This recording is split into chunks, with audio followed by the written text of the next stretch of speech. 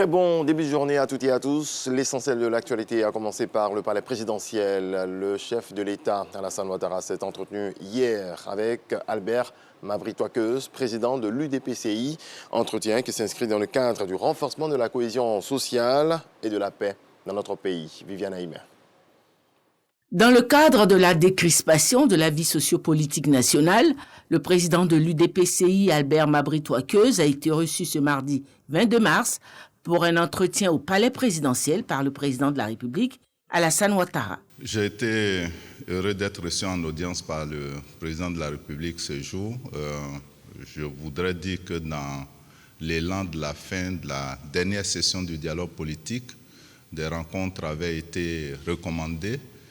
Et évidemment, pour ce qui me concerne ce jour, c'était des retrouvailles avec le président de la République. Vous savez la qualité, la durée de ma collaboration avec le président de la République. Donc nous avons évoqué quelques souvenirs, mais pour l'essentiel, nous avons donc parlé de la Côte d'Ivoire, de la paix. Il m'a rappelé son attachement à la cohésion et à la paix et son souhait de voir qu'avec tous les acteurs politiques, ce chantier soit un chantier prioritaire pour l'ensemble des Ivoiriens. Je lui ai également dit tout mon intérêt.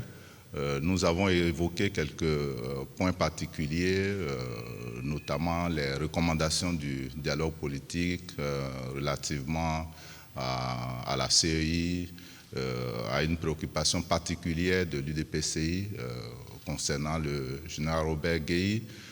Nous avons également parlé de tout ce qui pourrait contribuer au développement local, puisque je suis certes chef de parti, mais également président de région. Donc, le président nous a conseillé aussi la cohésion entre les cadres de cette région afin que le développement soit possible.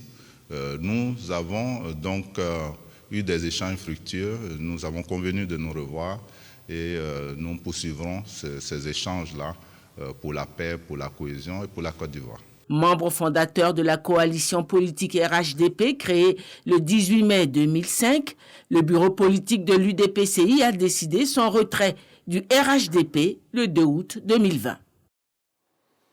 La Côte d'Ivoire est en chantier, vous le savez, pour accueillir la fête du football africain, la CAN 2023. Le président du COCAN avait donc s'assurer du bon déroulement des travaux sur le terrain. François Albert Amichia s'est donc rendu à Yamoussoukro pour visiter des infrastructures sportives. Regardons ces images. La CAN 2023 approche à grands pas et le COCAN, dirigé de main de maître par le ministre François Albert Amichia, met les bouchées doubles pour être fin prêt le jour J.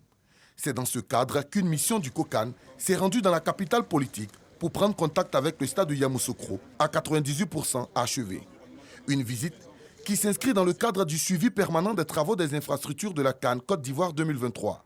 En effet, la conformité du stade de Yamoussoukro et l'évolution générale des travaux depuis sa dernière visite en septembre 2021 ont été les points clés de la mission du président François Albert Amichia. Nous avons travaillé sur une phase de conception au niveau du siège du COCAN, où nous avons formé des chefs de projet, des assistants chefs de projet, des chargés d'études. Et aujourd'hui, nous entrons dans la phase préopérationnelle. Il était important que ceux qui ont été formés au niveau théorique viennent maintenant s'imprégner du stade lui-même, du lieu de l'événement. Que chacun, en matière de protocole, d'accueil, de sécurité, de santé, d'organisation de matchs, d'accueil des VIP, VVIP, visualise sur le terrain l'espace de sa compétence. Un exercice important et un exercice qui sera renouvelé périodiquement. Nous avons des jeunes gens qui seront appelés demain à encadrer cette compétition et qui, au-delà de la compétition, deviendront des experts d'événements sportifs. Mais dans le cas d'espèce, il était important qu'ils se rendent ici même à Yamoussoukro. Pour les chefs de projet du COCAN 2023 et leurs assistants, il s'est agi de leur toute première visite de site. Ce fut également pour eux l'occasion de se familiariser avec les différents espaces dans lesquels ils devront évoluer les mois à venir et préparer au mieux la compétition. Repartis en différents groupes, la cinquantaine de membres de différentes commissions ont travaillé en atelier dans la mise en pratique de la formation théorique reçue. Cette visite du ministre François Albert Amichia sur le site de Yamoussoukro a été l'occasion pour lui de s'imprégner des réalités du terrain. Les différents chefs de projet, leurs assistants et l'équipe d'assistance à maîtrise d'ouvrage Vivendi Sport vont poursuivre cette expérience sur tous les sites de la CAN 2023. Le reportage de Seydou Koulibaly, commenté par Jean-Sylvain Esso.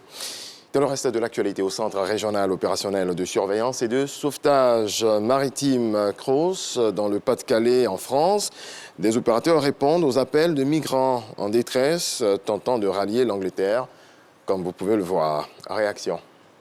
Depuis 4 ans, nous avons secouru plus de 50 000 migrants dans le détroit.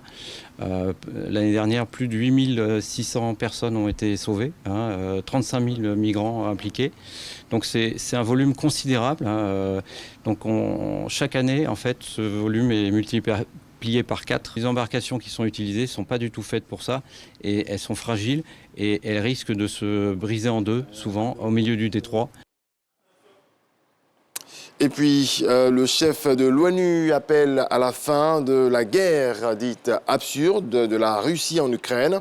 Le secrétaire général de l'ONU, Antonio Guterres, a déclaré hier qu'il était temps de mettre fin à la guerre déclenchée par l'invasion de l'Ukraine par la Russie il y a un mois, avertissant que la seule issue à la poursuite des combats était plus de souffrance, plus de destruction et plus d'horreur. Voilà, c'est la fin de ce point de l'actualité.